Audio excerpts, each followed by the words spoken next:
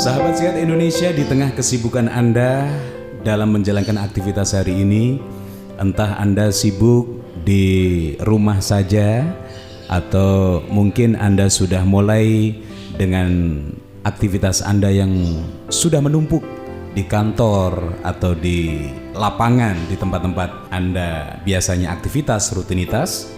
Yang jelas, saya masih memberikan spirit semangat tersendiri dengan hadirnya kedahsyatan, keunggulan dari produk herbal Indonesia, karya anak negeri, yang mana di situ kandungan dari STG Probio plus probiotik alami ini kaya akan tumbuh-tumbuhan dan juga bahan herbal seperti kulit manggis, daun ketepeng, akar pepaya, madu, sarang semut, air kelapa, dan juga probiotik yang diproses secara higienis dengan fermentasi yang berfungsi untuk meningkatkan metabolisme tubuh, imunitas, dan juga stamina tubuh, kemudian memperbaiki pencernaan, menetralisir racun, menghambat dan mencegah kanker, serta meregenerasi organ dan memperbaiki kualitas darah. STG Probio plus probiotik alami ini baik untuk terapi penyakit degeneratif. Antara lain, sahabat sehat, ada kanker, diabetes, kolesterol, rematik, wasir, jantung, mah lambung, kemudian menormalkan darah tinggi dan darah rendah, penyakit tumor, membantu penyembuhan kencing manis, penyembuhan asam urat, sulit BAB, termasuk juga ambeien ya, ambeien yang sudah parah. Ini sangat bagus juga konsumsi STG Probio plus probiotik alami. Anda yang mengalami paru basah, asma, sesak nafas, ini juga sangat mendukung sekali STG Probio untuk Anda konsumsi secara rutin. Sementara aturan pakainya untuk penyembuhan, silakan minum 3 kali sehari 2 sloki atau kurang lebih 20 mili kawan sebelum makan, yaitu pagi, siang, dan malam menjelang tidur. Sementara untuk pencegahan cukup dengan 2 kali sehari saja. Untuk penyakit kronis, dosis bisa ditingkatkan sesuai kondisi tubuh. Lebih baiknya Anda beri selisih 2 jam jika sedang dalam penanganan medis atau minum obat dari dokter. Yang tujuannya ini akan lebih efektif dan efisien untuk mempercepat proses kerja obat itu sendiri. Baik, Mas Ali tadi sudah berbicara terkait dengan gejala dari penyakit kanker. Iya. Nah, sekarang kita menuju ke makanan yang bisa memicu terjadinya penyakit kanker, Mas Ali. Apa saja ini makanan-makanan yang harus kita hindari, yang harus kita perhatikan, bahkan jangan sampai kita menyentuh sekalipun begitu, biar kanker kita ini nggak jadi berabe, semakin parah begitu. Ya, perlu saya sampaikan sebelumnya karena kanker itu banyak macam dan karakternya juga berbeda-beda.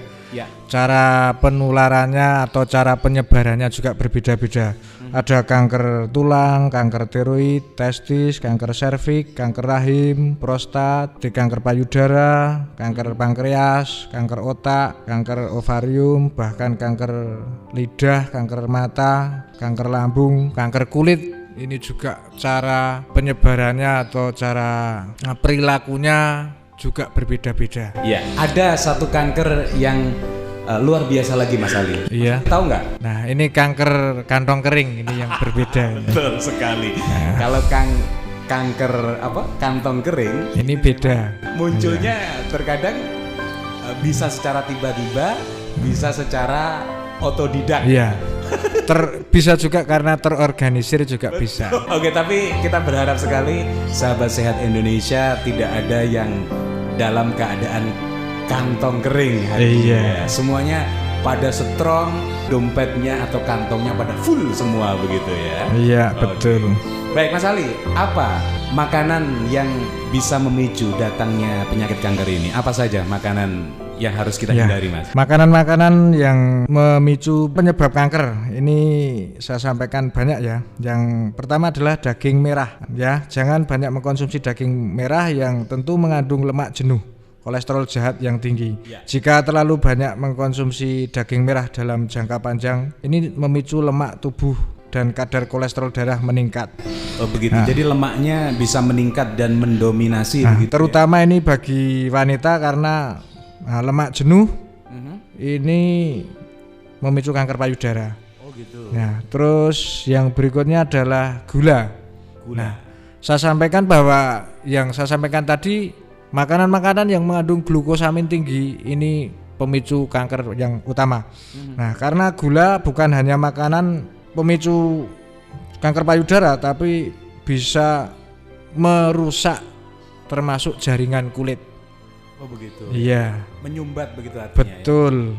Yang berikutnya adalah makanan-makanan yang dibakar. Makanan-makanan yang dibakar ya. Ini saya sampaikan bahwa pembakaran daging misalnya, ini memicu terbentuknya senyawa heteroamin ya atau HCA yang tergolong sebagai zat karsinogen. Jadi ini saya sampaikan bahwa daging yang dibakar, bahkan ikan yang dibakar ini memicu zat karsinogen. Nah, adapun zat karsinogen tersebut adalah penyebab berkembangnya sel kanker.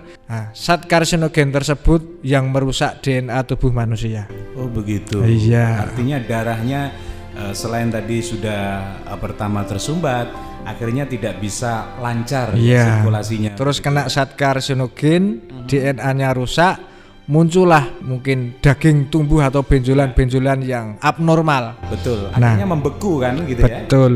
Daging tersebut kan hidup ya Mas ya. Betul. Daging yang abnormal tersebut hidup dan merusak daging yang normal, atau DNA yang rusak itu hidup merusak DNA yang baik. Berarti di sini ada indikasi ketika mungkin seorang pasien atau masyarakat yang kadang bisa kita deteksi benjolannya, terlihat dari benjolannya itu semakin mengeras itu. Iya. Jadi seperti ini. Kalau di tumbuh-tumbuhan ini seperti benalu. Benalu itu kan sama tumbuhan. Betul. Tapi ngerogoti ya atau merusak dari inangnya atau tumbuhan tersebut.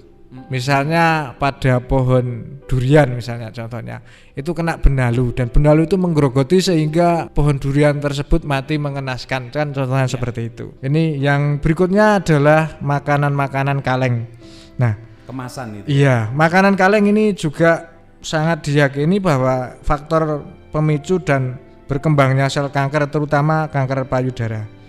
Nah, untuk menghindari penyebab kanker payudara ini, hindarilah makanan-makanan kaleng yang mudah saji, terus banyak penyedap rasanya, iya. Nah, awet dan lain sebagainya. Selanjutnya adalah makanan yang mengandung lemak trans dan jenuh. Nah, ini tubuh akan membutuhkan asupan lemak sebagai sumber energi. Akan tetapi apabila kita banyak mengkonsumsi makanan yang mengandung lemak trans, ini sangat berbahaya. Nah, kandungan lemak trans ini cukup tinggi. Biasanya terdapat pada makanan-makanan olahan. Oh gitu. Nah, ini saya sampaikan bahwa contoh saja ya. Ini daging yang digiling. Daging yang digiling. Digiling dan dicampur dengan tepung. Nah, daging kalau sudah digiling kan DNA-nya rusak atau jaringan daging sendiri rusak. Jadi aduannya tidak steril lagi gitu mungkin ya. Terus digiling, dicampur dengan tepung. Tepung sendiri glukosaminnya tinggi. Oh gitu. Nah, daging yang digiling dan bercampur dengan tepung ini juga memicu kanker. Saya tidak sebutkan jadi makanan apa, tapi tentu kita semua tahu bahwa daging yang digiling bercampur dengan tepung itu sebetulnya tidak layak untuk dikonsumsi kita. Ya, terutama bagi penderita kanker. Apalagi ya bagi penderita kanker. Ya, itu poin-poin makanan atau hal-hal yang mesti harus kita perhatikan dan harus kita hindari, bahkan kita jauhi begitu Mas Ali ya. Iya betul. Nah, selain itu kalau itu tadi hal yang memicu.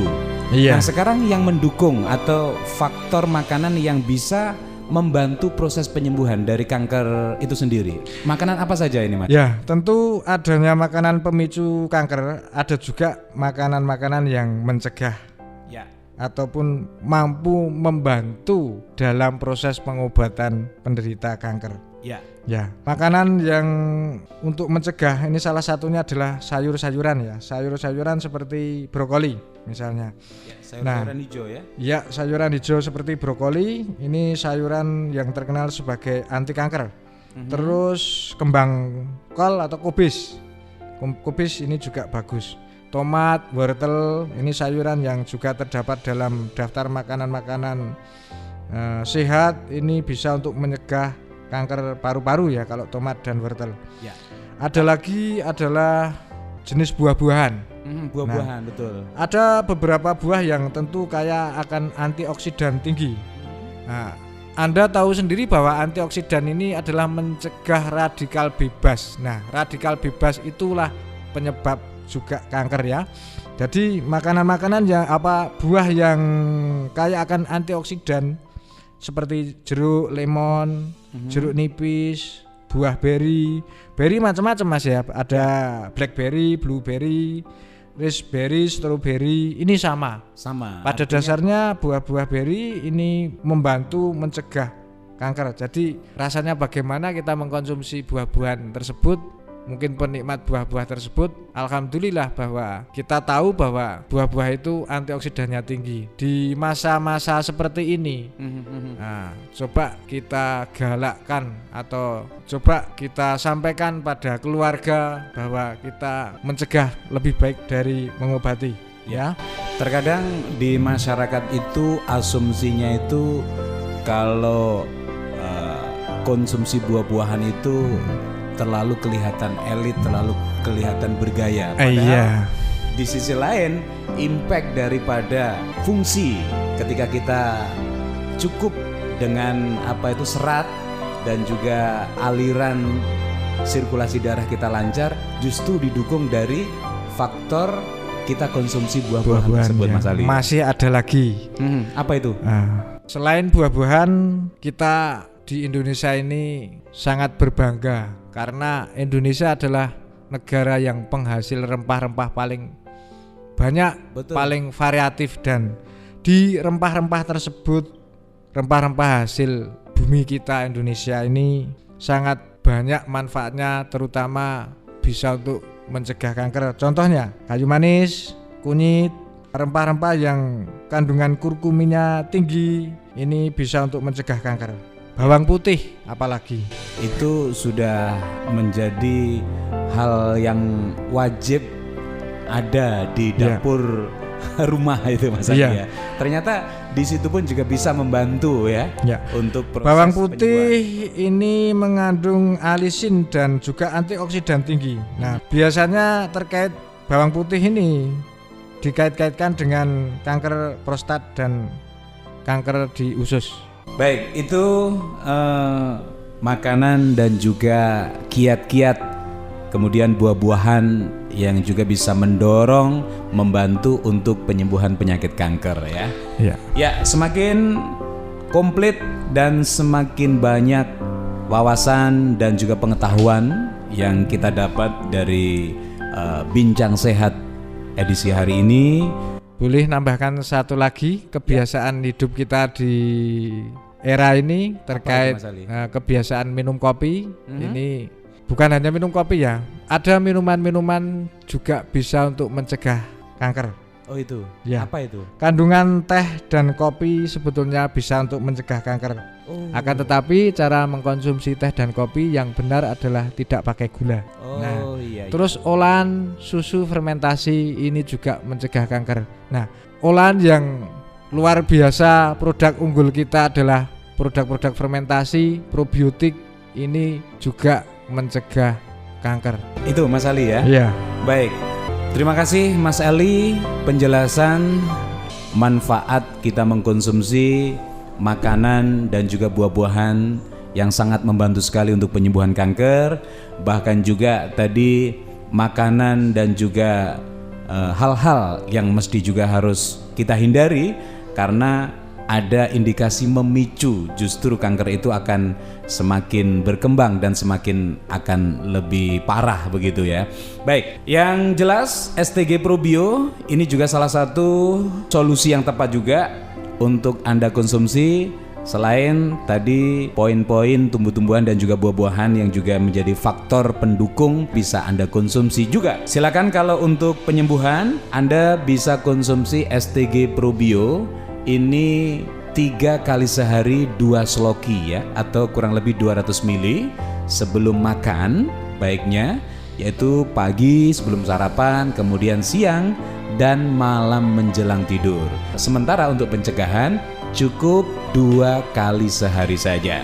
STG Probio bisa Anda dapatkan di agen-agen herbal terdekat dari rumah Anda. Yang jelas sudah mendapatkan rekomendasi dari STG Probio plus probiotik alami, atau Anda bisa mendapatkan di radio kesayangan Anda ini.